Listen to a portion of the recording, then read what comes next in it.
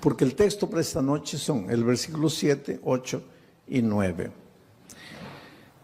Quiero decirles que el autor de la epístola de Pedro es Pedro.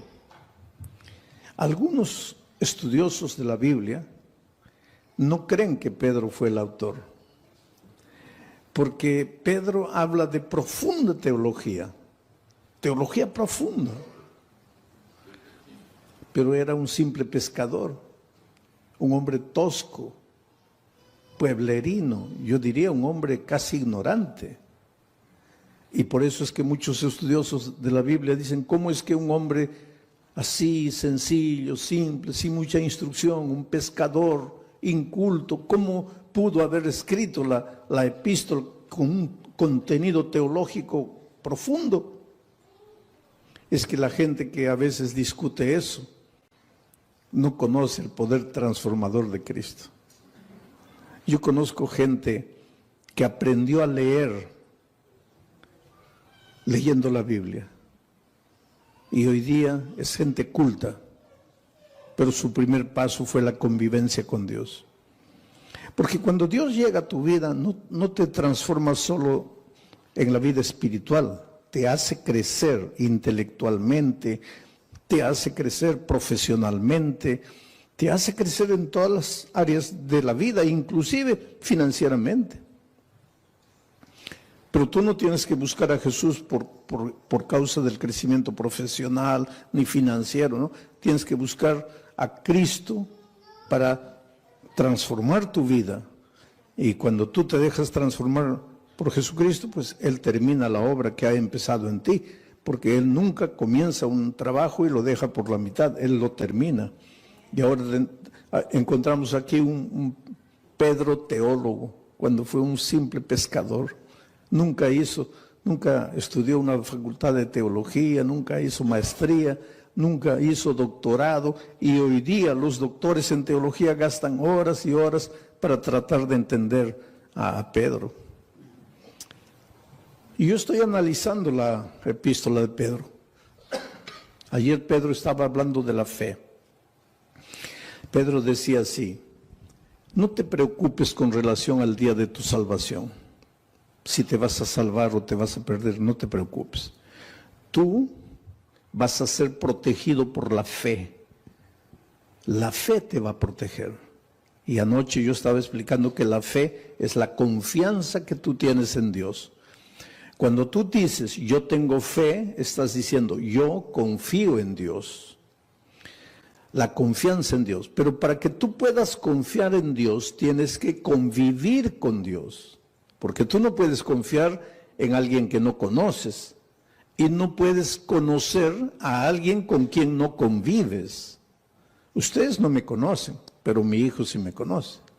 Ustedes no me conocen, pero mi esposa sí me conoce. ¿Por qué? Porque ellos conviven conmigo.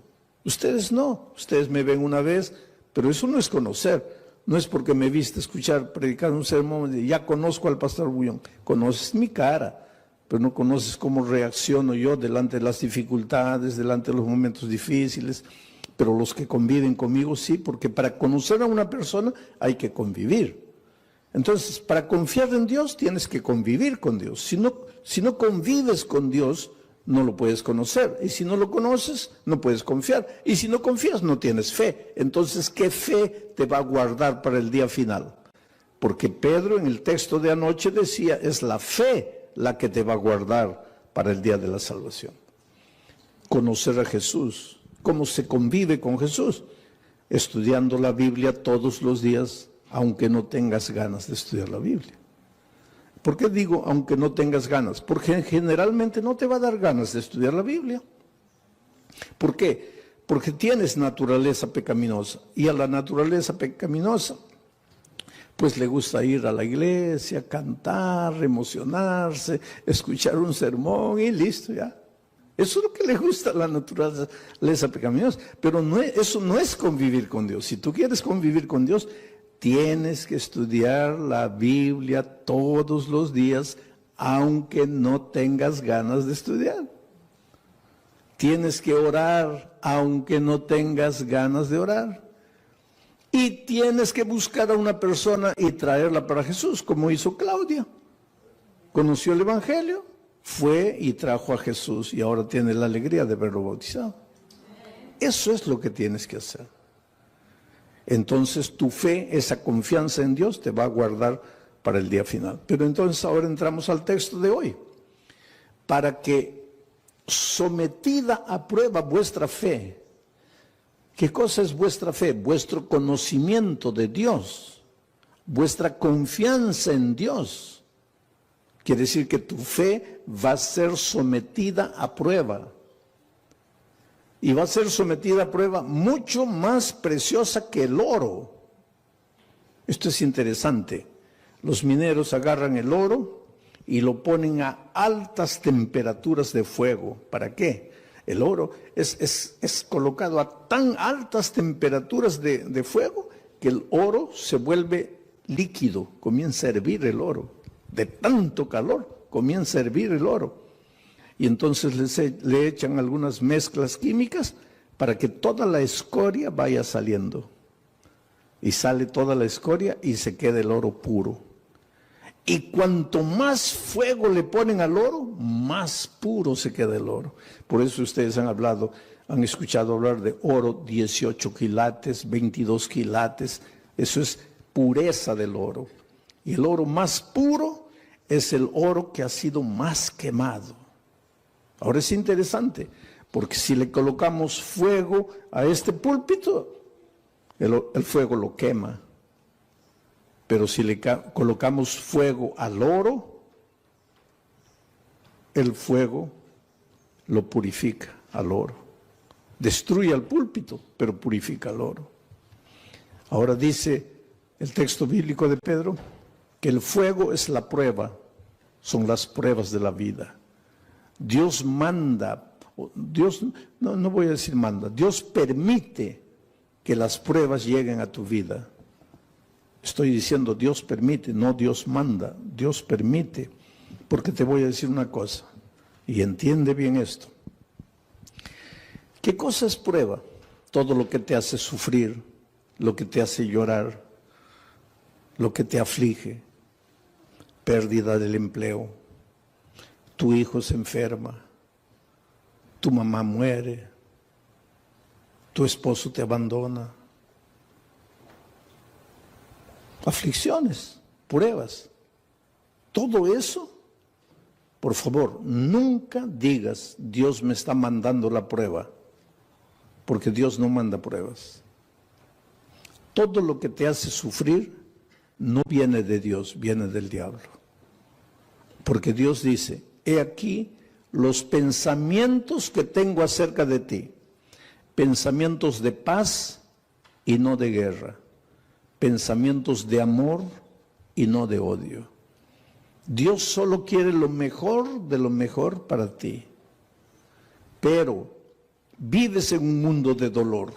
Hasta que Cristo venga, estamos peregrinando en el desierto del dolor de esta vida. Y muchas veces quien nos manda el sufrimiento, el dolor, es el diablo. ¿Y por qué te hace sufrir el diablo? Esto es interesante y esta noche vas a entender. ¿Por qué el diablo te hace sufrir? Tú no le has hecho nada al diablo. ¿Por qué te hace sufrir? Porque él es el origen de la enfermedad, él es el origen de los accidentes, él es el origen de las tragedias.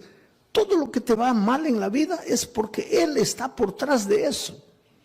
Pero ¿por qué te hace sufrir si tú no le has hecho nada al diablo? Ahora te voy a explicar. Es que el enemigo del diablo no eres tú, es Jesús. Él quiere derrotar a Jesús. ¿Te acuerdas en el cielo? El diablo se levantó queriendo usurpar el lugar de Jesús. Hubo una pelea en el cielo, dice Apocalipsis, hubo una batalla, el diablo perdió y fue expulsado del cielo. Pero cuando el diablo salió del cielo, déjame imaginar esta escena. El diablo estaba saliendo y miró y le dijo a Jesús, está bien, me venciste una vez, pero la pelea no está acabada. Me venciste ahora, pero ya vas a ver cuando nos encontremos por segunda vez. y fue expulsado. Entonces, cuando Jesús nació en esta tierra, cuando vino a salvarnos del pecado, Jesús era un nené indefenso. Y el diablo dijo, ahora sí, no lo pude derrotar en el cielo, pero ahora como un niño yo lo agarro y lo mato. Y miren lo que el diablo hizo. ¿Vino a matarlo personalmente? No, porque el diablo es cobarde. El diablo nunca muestra la cara. ¿Qué hizo el diablo para matar a Jesús? Se metió al corazón del rey Herodes. Firmó un decreto de muerte para mandar matar a todos los niños menores de 2 años. Y cuando Herodes firmó el decreto de muerte, ahí el diablo dijo, ahora sí, lo voy a matar. De esta no se salva. Pero esa misma noche, el Espíritu de Dios se presentó a José y le dijo, toma al niño y a su madre y vete a Egipto, porque lo van a matar. Y cuando José huyó para Egipto, el diablo se quedó mordiendo los labios de rabia y dijo, me venciste por segunda vez. Después, cuando Jesús comenzó su ministerio, antes de comenzar su ministerio, se fue al desierto a ayunar 40 días, ¿te acuerdas? 40 días sin comer, pues Jesús estaba debilitado, flaco. Ahí el diablo pensó, ahora lo agarro. No lo gané, no lo derroté en el cielo, no lo derroté cuando era niño, pero ahora lo agarro, está debilitado. 40 días sin comer, lo agarro. Y vino. ¿Y vino como diablo? No, porque el diablo nunca muestra la cara. Se disfrazó de ángel de luz. Y trató de engañarlo, pero no pudo, porque Jesús conocía la palabra de Dios. Y entonces derrotó al diablo por tercera vez. 3-0. Ya era casi goleada. Pero entonces el diablo esperó, dijo, la cuarta es la vencida. Y hubo una cuarta. Cuando el diablo se metió al corazón de los soldados, porque ya les dije, el diablo nunca muestra la cara, y los soldados prendieron a Jesús y lo llevaron al Calvario y lo clavaron. Y cuando Jesús murió, ahí sí el diablo dio una carcajada. Dijo, ahora sí lo vencí, lo acabé. Lo acabé. Al tercer día Jesús resucitó. Y al resucitar, ahí sí, es como si hubiera agarrado una estaca y lo hubiera clavado en el corazón del diablo. El diablo sabe que está perdido, está derrotado. El diablo no te puede hacer nada, querido. El diablo ya está perdido. El diablo ya con Cristo no puede. Entonces, como no puede con Cristo, se las agarra contigo. Es como si yo tuviera, vamos a decir, yo tuviera un hijito de 2 años. Pero tengo un vecino que quiere pelear conmigo. Viene, una bofetada, se va llorando el pobre. Pero es terco. Viene una segunda vez. Otra bofetada, se va llorando. Pero es terco, viene la tercera vez. Ahí ya ni levanto la mano, ya sale corriendo. Entonces llega a una conclusión mi vecino, no, con este no puedo, este fuerte. Entonces aprovecha que yo me vengo a Corpus Christi a predicar y agarra a mi hijito de 2 años a puntapiés y lo revuelca en la calle. Pues eso es lo que el diablo hace. Con Cristo no puede. Entonces él sabe que lo que más Jesús ama eres tú. Y ya que no puede con Cristo, se las agarra contigo y te hace sufrir y te hace perder el empleo y hace que tu hijito nazca enfermo y esto y aquello. En realidad el diablo no tiene nada contra ti. Él te hace sufrir porque sabe que haciéndote sufrir a ti, está haciendo sufrir al Señor Jesucristo. Pero ahora viene Pedro y dice así, pero es que los sufrimientos que te llegan a la vida no te pueden destruir porque tú no eres madera, tú no eres plástico, tú eres oro. Y si el fuego de la prueba purifica el oro, mucho más el fuego del dolor, del sufrimiento, va a purificar tu fe. Quiere decir, cuando el dolor llegue a tu vida, tú lloras. Si tienes que llorar, llora. Pero no te separes de Jesús. Dile, Señor, yo no entiendo por qué estoy sufriendo. Y hay una cosa interesante. Cada vez que tú quieres andar en los caminos de Dios, cada vez que tú te propones ser más fiel a Dios, ahí más viene el diablo para destruirte. ¿Por qué? Porque esa es la pregunta que mucha gente hace. Pastor, cuando yo estoy así relajado en mi vida cristiana, parece que no me vienen pruebas. Pero cuando me quiero consagrar, ahí viene todo. ¿Por qué? Simple. Porque cuando estás relajado espiritualmente, cuando no estudias la Biblia, no oras, nada, estás en el terreno de ¿quién? Estás en el terreno del diablo. Puedes estar en la iglesia, pero estás en el terreno del diablo. ¿Y para qué el diablo te va a molestar si estás perdido con él? Ya pues te deja tranquilo. Pero cuando viene una semana de oración y tú te entiendes que tienes que reconsagrarte y comienzas a estudiar la Biblia, estudiar la palabra de Dios, ahí el diablo se asusta. Porque ¿qué dice? No, este se me va a escapar, se me va a escapar. Entonces, para desanimarlo, le mando una prueba. Y la prueba, en lugar de purificarte como al oro, ¿qué hace contigo muchas veces? Te desanima. Es por eso que cuando la prueba es más fuerte, es más que tienes que agarrarte de Jesucristo y no desanimarte. En el Brasil yo estaba haciendo una campaña evangelística en un estadio, y una señora que no era adventista, no era cristiana, nada, nunca iba a ninguna iglesia, nada, pero era una buena mujer, sentimientos nobles. Hay mucha gente que no está en ninguna iglesia, no conoce la palabra de Dios, pero pues escucha la voz de Dios en su corazón y camina, anda bien. Y de repente esta señora vio en la televisión la propaganda de que yo iba a predicar esa noche en el estadio. Ahora, ese día era su cumpleaños. Y de mañanita el esposo entró al cuarto y le dice, mira hija, estoy sin mucho dinero, no he podido comprarte un buen regalo, pero te he comprado un regalito. Y le dio una cajita. Y ella abrió y era la llave de un carro. Y cuando salió al patio, ahí estaba el carro, un carro importado, último modelo. ¡Qué felicidad! Su cumpleaños. Primera felicidad, el esposo se acordó de su cumpleaños, porque hay muchos esposos que ni se acuerdan del cumpleaños de la esposa. Segunda felicidad, le regaló. Tercera felicidad, no le regaló cualquier cosita, le regaló un carro último modelo.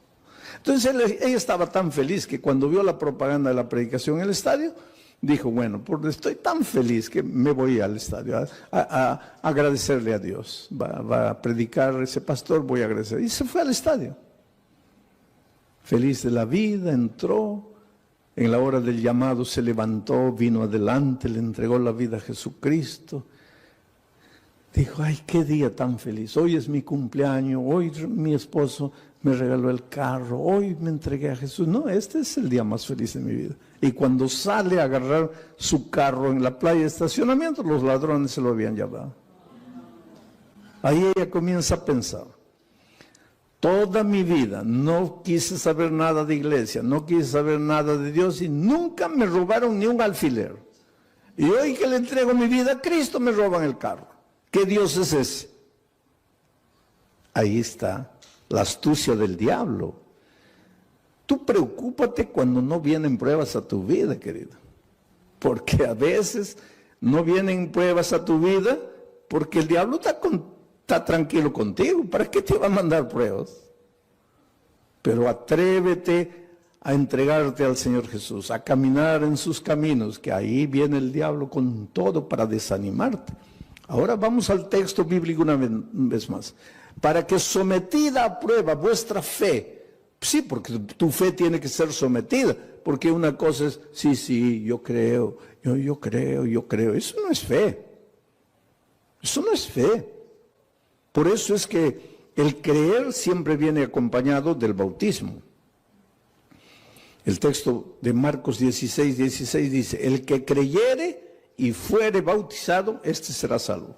El problema es el idioma, porque en español, creer y ser bautizado son dos cosas. Pero es que Marcos no escribió ese versículo en español, porque Marcos no hablaba español. Marcos escribió ese versículo en griego, el idioma que él hablaba. Y en griego no son dos conceptos, el que creyere y fuere bautizado, no.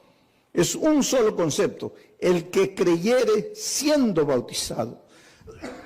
O sea, en griego, creer no es solo mover la cabeza, no es solo teoría. El creer intelectual viene acompañado del creer práctico. Si tú crees, te bautizas. Si no te bautizas, es porque tu creer se quedó en la teoría. Y ese creer teórico no te salva. Te voy a hacer pensar un poco. El otro día una señora me preguntó, pastor, ¿el diablo es ateo? A ver, ¿qué piensan ustedes? ¿El diablo es ateo? No, el diablo no es ateo, querido. Y Santiago explica eso. Dice, ¿tú crees en Dios? Haces bien. Pero el diablo también cree. Y no solo cree. ¿Qué más hace? Tiembla. Ahora, si el diablo cree y tiembla, ¿por qué no se va a salvar? Porque su creer es teórico. Su creer no es práctico. Entonces, mucha gente hoy, muchos cristianos, sí, yo creo, bautízate. No, bautismo no, pero yo creo. Eso no existe. Yo creo, pero no me bautizo. Eso no existe, porque el creer bíblico es creer siendo bautizado. Es decir, la teoría y la práctica van juntos. ¿Ah? Y tu fe cuando es práctica, tiene que ser probada. Tiene que ser probada. Porque el sufrimiento es como el dolor. Si tú comienzas a levantar pesas, ¿ah? Comienza a doler. Levantas 10, ya pesa. Y comienza a doler. Al día siguiente 15, duele.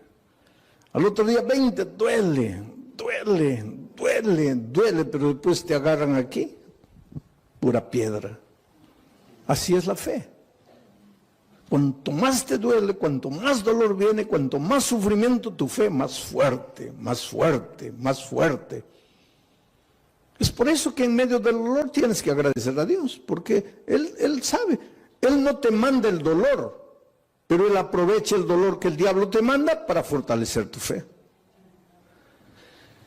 Para que sometida a prueba vuestra fe, mucho más preciosa que el oro, el cual, aunque perecedero, se prueba con fuego. El oro que perece, que es de esta tierra, se prueba con fuego. Entonces, si el oro se prueba con fuego, la fe, que vale mucho más, ¿cómo no se va a probar con fuego? Claro que tiene que venir el fuego del dolor. Para que sometida a prueba vuestra fe, mucho más preciosa que el oro el cual, aunque perecedero, se prueba con fuego, para que entonces vuestra fe sea hallada en alabanza, gloria y honra. Quiere decir que tu fe es bombardeada por el diablo. Te arranca lágrimas, te hace sufrir. Muchas veces sientes que ya no puedes resistir de tanto dolor, de tanto sufrimiento. Aguanta un poco. En el nombre de Jesucristo, aguanta. ¿Por qué?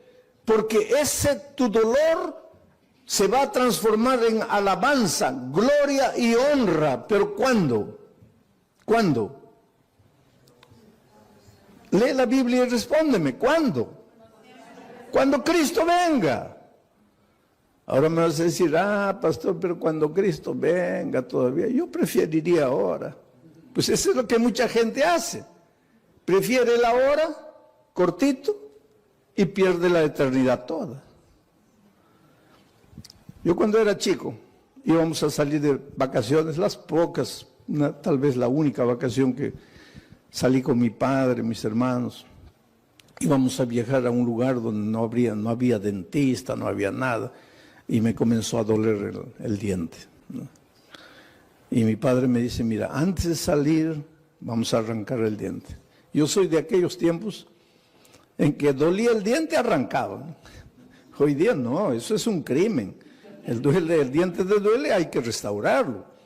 Pero yo soy de los tiempos de dolía, arranca, dolía, arranca. Había muchachitos de 20 años que ya no tenían un diente todo arrancado porque comenzaba a doler, arrancaba.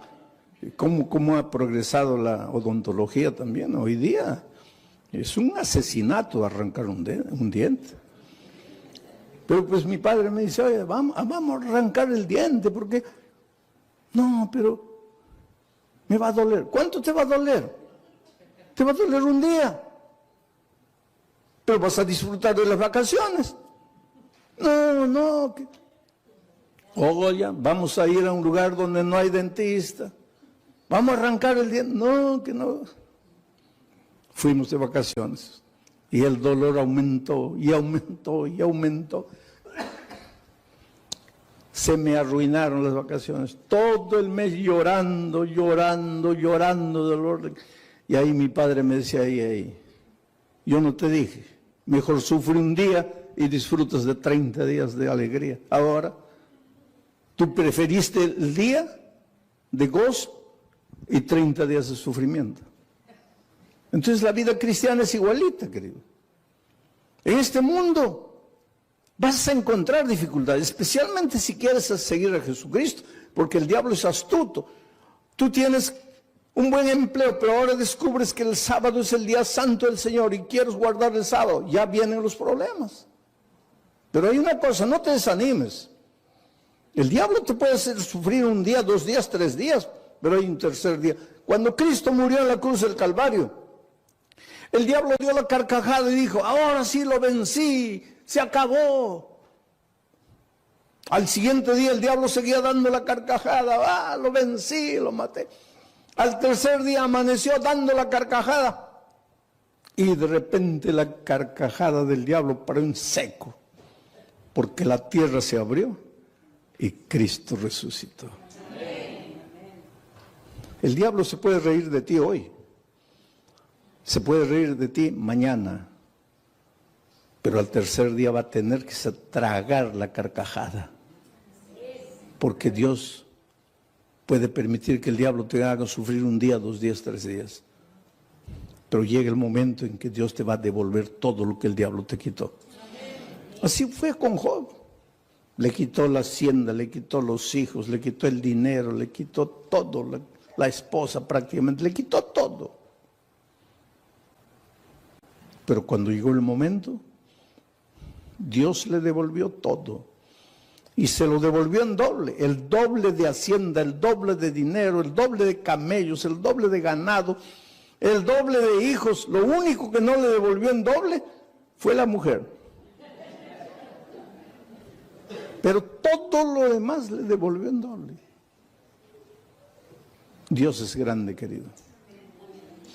Cuando venga el dolor a tu vida, no te preocupes. ¿Por qué sufro? Dios me ha abandonado, Dios me ha dejado. No, querido, Dios no te ha dejado. Dios no te ha abandonado. Él tiene un plan para ti. ¿Y sabes por qué muchas veces permite que el dolor llegue a tu vida? Porque es la única manera de purificarte a ti mismo. A veces es en el dolor que aprendes a ser paciente. En el sufrimiento, en las lágrimas, aprendes a depender de Dios. Y esta vida cristiana es dependencia de Dios. Y esa disciplina de aprender a depender de Dios, muchas veces solo con el dolor. Vamos a seguir leyendo. El siguiente versículo. Versículo 8. ¿A quién amáis? Está hablando de quién, de Jesucristo. Porque dice que vuestra fe va a ser recompensada con gloria, honra, alegría. ¿Cuándo? Cuando Jesús venga. Cuando Jesús venga, Jesús a quien amáis sin haberle visto. En quien creyendo, aunque ahora no lo veáis, os alegráis con gozo inefable y glorioso. Mira, a quien amáis sin haberle visto. ¿Tú vives con Jesús hoy? Sí, pero no como los discípulos que pudieron verlo. Por eso Jesús le dijo a los discípulos, bienaventurados los ojos de ustedes que pueden ver lo que los profetas quisieron ver y no pudieron. Estaba hablando del mismo. Los profetas siguieron a Jesús solo por la fe. Nosotros hoy también lo seguimos solo por la fe, pero los discípulos tuvieron un privilegio único. Ellos lo vieron físicamente. Pero aunque nosotros no podamos verlo físicamente, igual podemos verlo a través del estudio de la Biblia, de la oración y trayendo una persona para Cristo. Estamos conviviendo con Jesús. Pero aquí el asunto es, ¿quién escribe a quien amáis sin haberle visto? ¿Quién escribe este versículo? Pedro. ¿Y Pedro lo vio? ¿Y lo amó? ¿Y por qué lo traicionó? Ustedes se acuerdan que después de la traición Jesús ya había resucitado y los discípulos estaban en la playa. Y el pobre Pedro, cuando Jesús apareció en la playa, estaba mirando para otro lado, avergonzado. Ay, ¿qué me va a decir? Que lo he traicionado, porque después de la crucifixión ya no lo vio. Ahí se encontraron en la playa con Jesús resucitado. Y Jesús apareció y Pedro, ay Señor, en algún momento me va a llamar aparte, me va a dar una bronca porque lo traicioné. Y efectivamente, en un momento, Pedro se acercó, Jesús se acercó. Y Pedro dijo, ahora viene la paliza. Y Jesús le hizo una pregunta, Pedro, ¿me amas? La última cosa que Pedro imaginaba era esa pregunta. ¿Me amas? Sí, Señor. No, Pedro. ¿Cómo sí, Señor? Te estoy preguntando si me amas. Sí, Señor. No, calma. ¿Por qué tanta prisa? No me has entendido. Te estoy preguntando si me amas. Y ahí él se dio cuenta de por qué Jesús le preguntaba eso. Y comenzó a llorar. Y dijo, Señor, yo sé, tú sabes todas las cosas. Tú no tienes ninguna razón para creer que yo te amo. Te he fallado. Pero me das la oportunidad de amarte. Y Jesús le dijo, claro que sí. Y todavía te voy a confiar una misión, predicar el Evangelio. Y algunos días después, Pedro se levanta para predicar un sermón y bautiza a 3,000 personas. La pregunta esta noche es, ¿tú quieres resistir en la prueba? Cuando el dolor venga, ¿no quieres traicionar al Maestro? Entonces la pregunta es, ¿tú amas al Señor Jesús? Porque Pedro después de haber pasado todo eso dice, a quien amáis sin haberle visto. ¿Por qué dice a quien amáis sin haberle visto? Porque él sí lo había visto. En quien creyendo, aunque ahora no le veáis, os alegráis con gozo inefable y glorioso. Lo que Pedro está diciendo es, tú aunque no lo veas físicamente, lo puedes amar.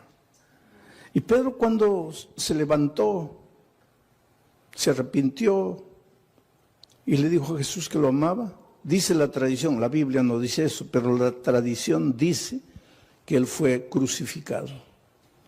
Y cuando lo iban a crucificar, él dijo, no soy digno de ser crucificado como mi Maestro. Crucifíquenme de cabeza para abajo. Y lo crucificaron de cabeza para abajo. No hay prueba bíblica para decir eso, pero la tradición dice, sea como fuere, sabemos una cosa. Después de transformado por el poder de Dios, él ya no tuvo miedo de morir por Dios. Oh, querido, Dios tiene un plan muy, muy bonito para tu vida. Las tristezas y dolores que llegan a tu vida tienen sentido, pero tienen sentido cuando tienes fe. Hace muchos años atrás, en la ciudad de San Pablo, los jóvenes de una iglesia fueron a participar de un congreso en el sur del país. 40 jóvenes, miembros del coro de la iglesia. Y el sábado en la noche, terminado el congreso, regresaban para San Pablo. Y el ómnibus se chocó. Sabe que los jóvenes venían cantando himnos, los himnos del coro. Venían cantando en el ómnibus y el ómnibus se chocó contra un camión cargado de fierro de construcción. Y el fierro los atravesó. así los hizo como los peruanos me van a entender, como anticuchos, ¿no? Los atravesó. 22 jóvenes murieron. Al día siguiente los periódicos publicaron una noticia. Y un periódico atrevido publicó así: ¿dónde estaba Dios cuando sus hijos cantaban? ¿Por qué no los cuidó? Es que el dolor es un misterio, ¿sabes? Tal vez en este momento tú te preguntes, ¿dónde estaba Dios cuando mi hijito de 3 años murió? ¿Qué culpa tenía mi hijito para morir como murió de leucemia? ¿Qué mal había hecho? Es que no necesitas hacer mal para sufrir. El diablo se deleita en hacerte sufrir. Pero el dolor es como el fuego sobre el oro, o te purifica o te destruye. Interesante que entre esos jóvenes que habían muerto, había una chica que hace 6 meses había sido bautizada, contra la voluntad de sus padres. Ella tenía 22 años, una joven. El día que se bautizó, el padre le dijo: mira, olvídate que yo soy tu padre, que tú eres mi hija. Lo peor que podría haberme sucedido en la vida es que tú traicionaras la fe de tus padres, de tus abuelos, de tus bisabuelos. Pero la niña no había conocido solo la teoría del Evangelio, sino que el Evangelio se había hecho carne en su vida, de tal manera que ella se volvió una hija tan dulce, tan cariñosa, pero la madre y el padre nunca aceptaron el calor, el cariño, el amor de la hija. Aquel viernes de tarde en que se iban para el congreso, ella fue a despedirse del papá y le dijo: mira papá, me estoy yendo a Curitiba con los jóvenes de la iglesia. Y él le dijo: ¿y qué me avisas a mí? Tú no haces lo que te da la gana, tú no te metiste a esa iglesia, tú no te bautizaste. ¿Y qué vienes a avisarme que te vas? Tú siempre haces lo que te da la gana, vete a donde quieras. Y ella le dijo: sí, papito, pero yo vine a darte un beso, me voy. Y cuando se acercó para besarlo, el padre retiró el rostro y dijo: no quiero nada de ti. Y en el camino de vuelta, la niña muere. ¿Sabes que los hijos de Dios también morimos en accidentes? Entonces, cuando te pasa un accidente, no digo: ¿dónde estaba Dios? Dios está en el mismo lugar. Jesús dijo que cuando la lluvia cae, moja a los justos y a los injustos. Y cuando el sol sale, alumbra a los justos y a los injustos. Estamos en un mundo de dolor. Ese padre hizo tanto escándalo en la iglesia, ¿sabes? El día del sepultamiento, 22 cajones estaban ahí. Y mientras sepultaban a los jóvenes sobrevivientes que habían salido del accidente, cantaban. Sus amigos estaban siendo enterrados y ellos cantaban, lloraban. Las lágrimas caían, pero cantaban. Lloraban porque tenían tristeza. Cantaban porque tenían esperanza. Es que los seres humanos que aprendemos a confiar en Cristo, somos capaces de cantar en medio del dolor. Mientras que el padre estaba destruido ahí, ¿sabes?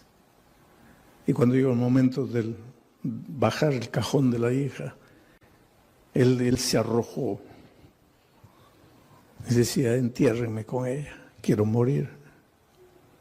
Y abrazando al cajón le decía: mira hijita, el viernes me quisiste dar un beso y yo no sabía que era el último beso y te rechacé.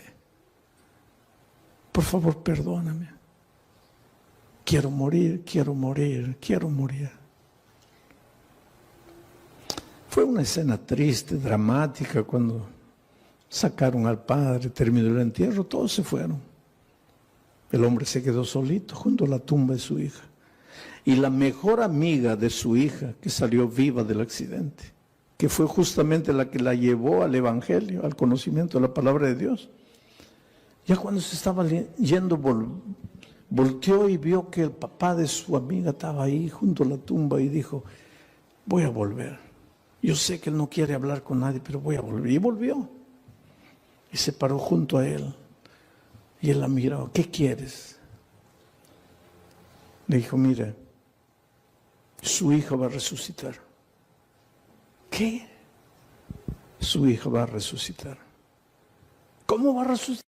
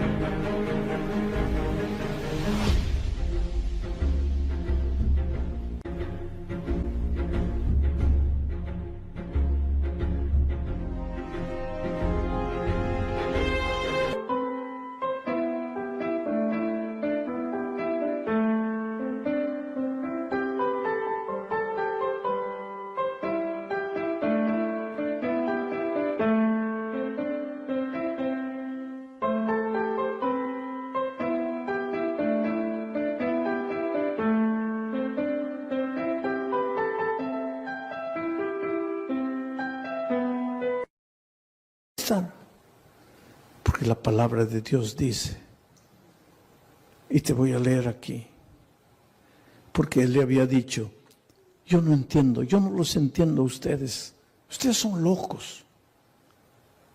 Yo estoy aquí destrozado, mi hija muerta, y ustedes cantando, ustedes son locos, ustedes no tienen sentimiento. Y pues la chica le dice, sí señor, pero usted se dio cuenta que nosotros no solo cantábamos, también llorábamos.